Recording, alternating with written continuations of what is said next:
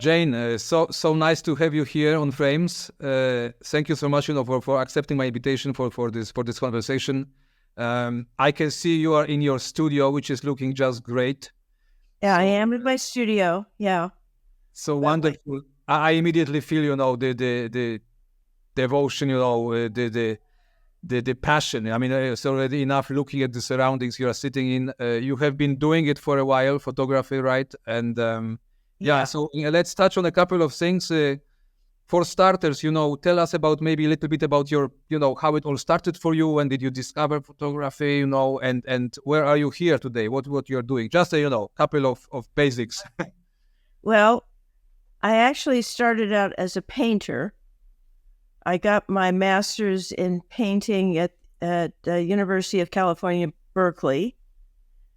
And then I got a job at the museum here in San Francisco, Museum of Modern Art, and ended up working as a gallerist. I worked for 2 galleries before I owned my own gallery. And the first gallery that I worked for, I had the wonderful opportunity of working with Ansel and Imogen Cunningham and got to know them. And, they came into the gallery quite frequently, and I went down to Carmel to Ansel's studio. And I didn't realize it at the time, but it had a great effect on me. And I stopped pursuing the idea of painting and instead decided that I was going to follow the path of my father and grandfather and do photography. So was it this meeting the meeting with Ansel happened exactly then, and it's kind of influenced your plans, change your plans? It changed all my goals and my thoughts about how I could express myself. I was so blown away by his prints, holding them, handling them, selling them. And both he and Imogen Cunningham were such alive, wonderful people. It really had a profound effect on me. I wanted to emulate them as people. Mm-hmm. How about the gist of it? I mean, painting or photographing, right? The process is has similarities in there. Of course, obviously, it's both visual, but the process, of painting, taking a scene, interpreting in some way, it's a longer process, and then photograph, it's a split of a second, whatever it might be. Actually, there's more of a similarity than you might think on the surface of it. I work with digital photography, not darkroom. And manipulating the images on the computer is a lot like painting.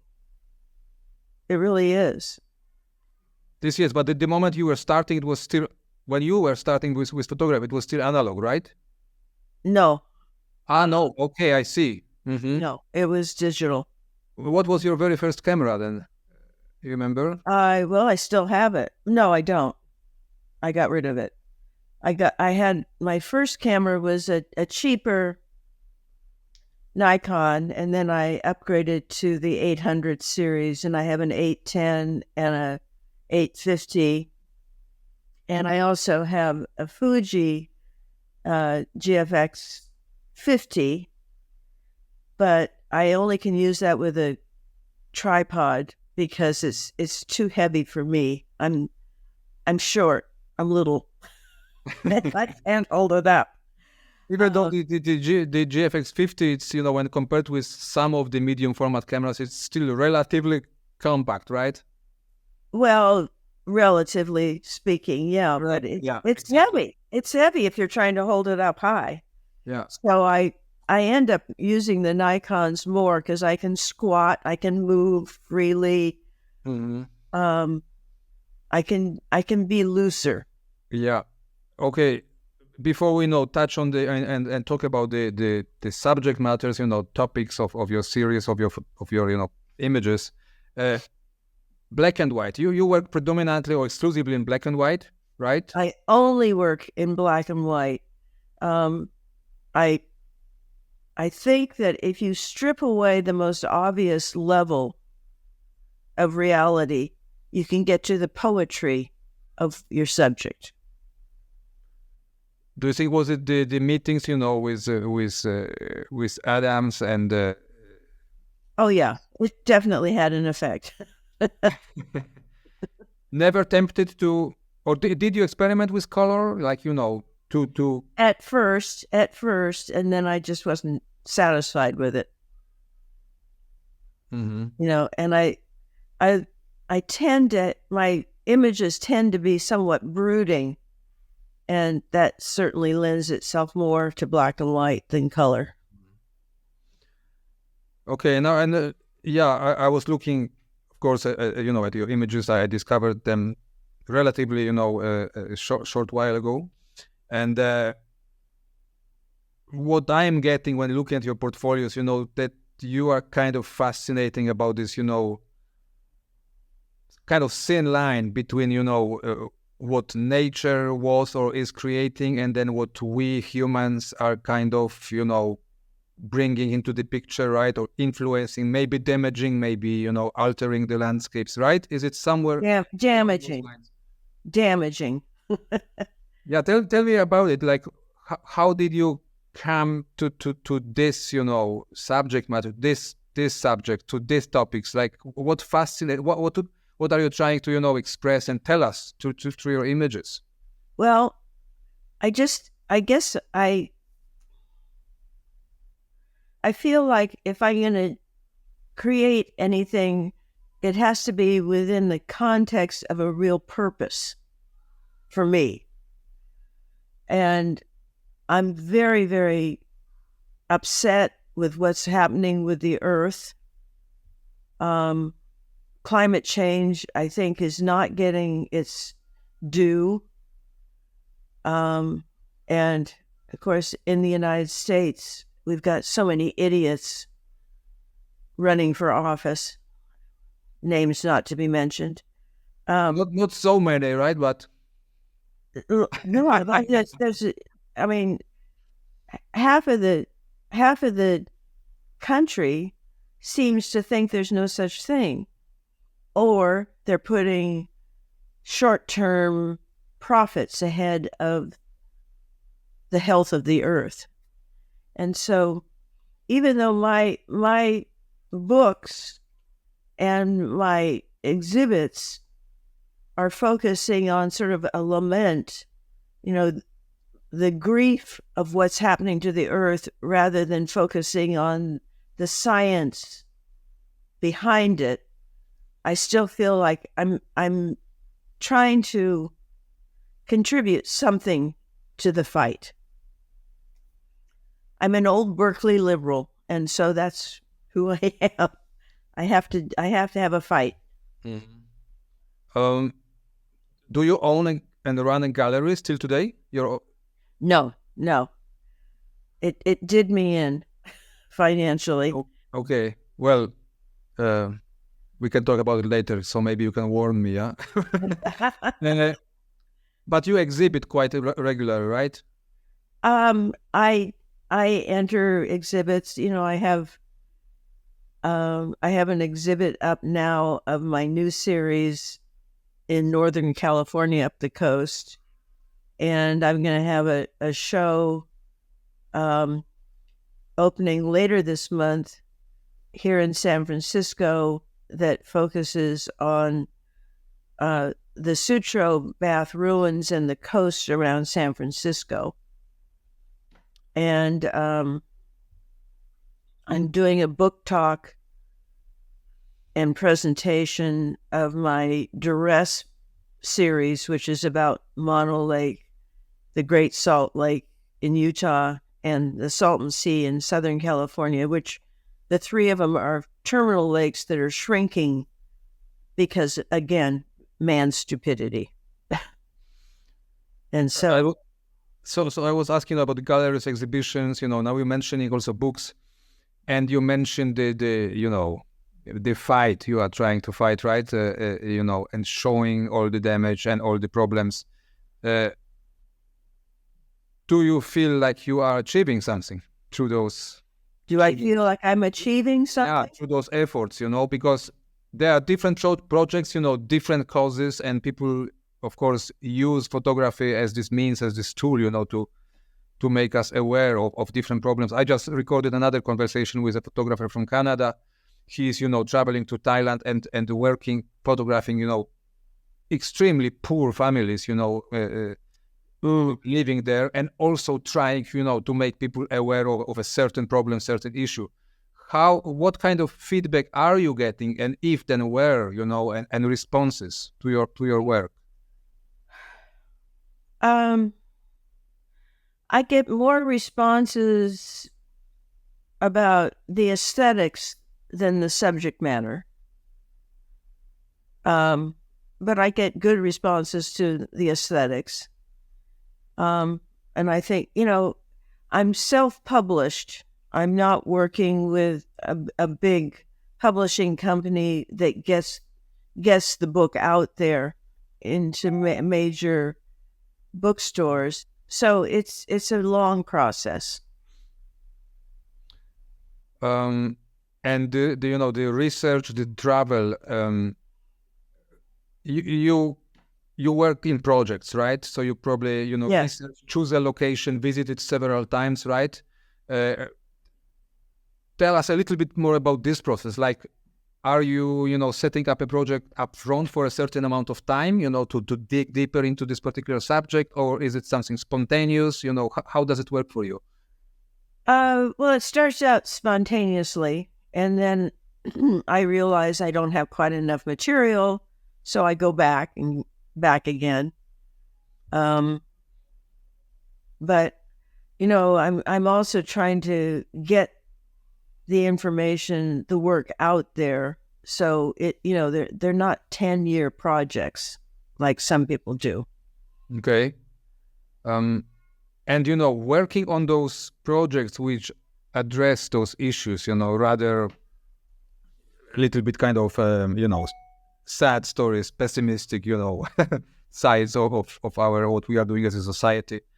When working on them, because it's mainly the things you choose, but you also work on. It's difficult to put the question here. So you photographed, difficult subjects, kind of exactly maybe problematic kind of, right? Yeah. Subject matters, but are you still looking for, in a visual way, for beauty? Oh, of course. Absolutely. I think it's very interesting thing here. That's front and center. That's front and center. I because I started in painting, I'm very aware of composition, and I'm trying to, in the framing, trying to create a feeling, a story, if you will. And I want the images to hold up. I want each image to hold up aesthetically on its own, and then put it into the larger picture. So, the aesthetics of it is front and center. Mm-hmm. But still, it's not, you are still not into, cliche, beautiful landscape photography. It's something slightly different, right? Well, yeah, it has to be. Otherwise, why do it? And over those years, working on this kind of projects, don't you miss the other part of photography? Or maybe you do it for yourself on the side, just something nice. What do you mean by the other side of photography? Well, I mean, subject matters, maybe stories which are more uplifting, or maybe, some kind of, positive. I think you can be aesthetically aware and aesthetically focused no matter what your subject matter is. That's true, yeah. Mm-hmm. And I'm not into pretty. I'm just not into pretty. What's the most current, the current project you're working on? The work I'm working on now is about the northern coast of California in Humboldt County, which, because it has very active tectonic plates right offshore, which is sinking the land, and it's very flat at the same level as the ocean for a lot of that land, Mm-hmm. it's predicted that that's going to be the first part of California to go underwater. You have some images from this project already on your website or not yet? Yeah, some of them are under at sea level. So I can see this is images, this year, last year, right? Yeah. I will select, one specific image here. Maybe let's take just the last one. So, just whatever comes up to your mind, tell us about what we are looking at, and what's exactly the story behind it. This is a famous bridge that leads to the town of Ferndale up on the Humboldt County coast. And this is a main river. The Eel and the Elk rivers are the main two rivers up there. And this won't go totally underwater, but certainly the support system will be underwater. So what time frame we are talking about here? Like, what's the prediction? It's really not known. Some scientists say, whoops, we made a mistake. It's going much faster than we thought. And then others are saying, don't worry. So it's really an unknown. Yeah. How do you work this, a scene like this one? Like, how much time did you spend, selecting the angle, the composition, location from where you are shooting from? Can you take us a little a morning process? Just a morning, I would walk around on the shore and frame it and see what I thought. It's not an easy shore to get to because as you can see, there's lots of weeds and yeah. growth of the. Do you tend to shoot a lot, or rather, you have, you are after a particular frame and just, 1-2 shots and you get what you're after? Well, I think I took about maybe six different shots of this bridge from this location. Not as conservative as an analog photographer. Yeah. That's the convenience, right, of digital. Okay, let me jump into another. I pre-selected a few photographs before. Let me see. It was, I guess. So I like this series a lot, the shadow studies. Yeah, see, this is where I'm just fooling around with aesthetics. This is just for fun. Okay, I love this image here.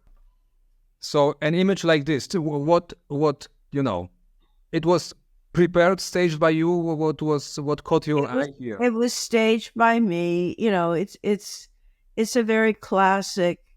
It has no real meaning to it. It's just I'm guilty. It's just pretty. Well, so that why I selected it, to kind of put it into contrast, into comparison with the other projects of yours, where you exactly like telling a certain specific story and so on.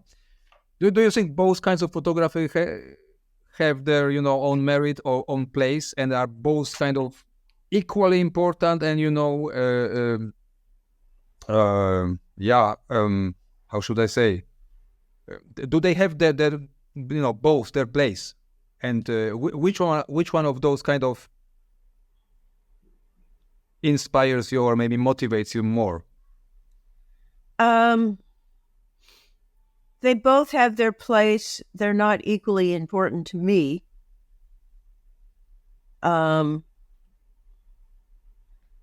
These are for honing your tools, but the subject matter of climate change, I think, is more important. But because you are, photographically, working hard, of course, on the images, in your meaningful series, right? Probably, I can imagine you find this kind of, shadow and light exercises, extremely important. Then, when it comes to applying this, exactly this understanding of light and composition to the actual projects there, right? Is there is a clear connection there? Do you keep doing this kind of exercises also? Oh, sure. With this? Sure. What about this one? These are just about the endurance of the earth.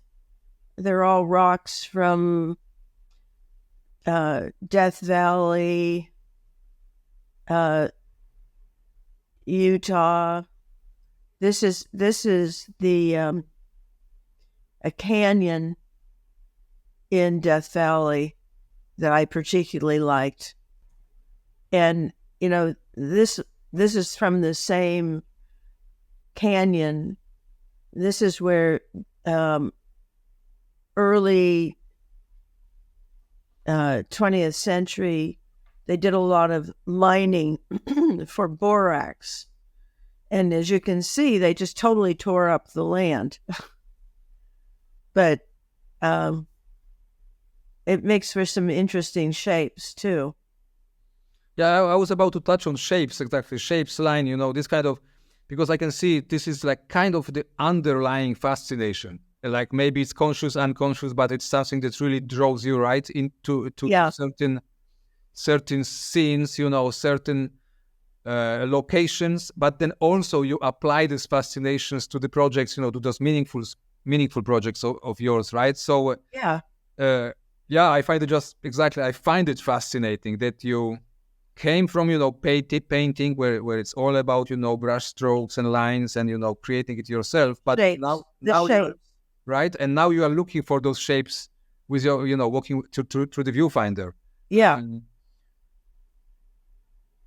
How about these were now the landscape shots right now? I mean the mines and the rock formations and so on. These were digital shots. Everything is digital, right? Everything is digital. How much time you spend, in post-processing, do you have a certain particular look you're after and always trying to tune it up, after taking the shots? I probably spend twice as much time post-production as out in the field. Trying to enhance the shapes. And printing. Tell us just, the last thing, something about, the printing. Do you print yourself?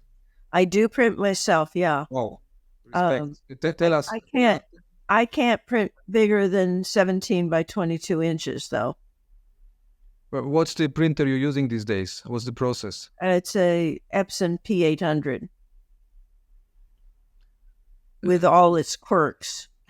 Okay, yeah, we just had a couple of sessions on, on the frames photography circle and so on about printing. It seems to be a part where many people get stuck, we try to learn it, we try to master it, this at-home fine art printing, which is possible these days, right? Yeah. Well, my print is right over here.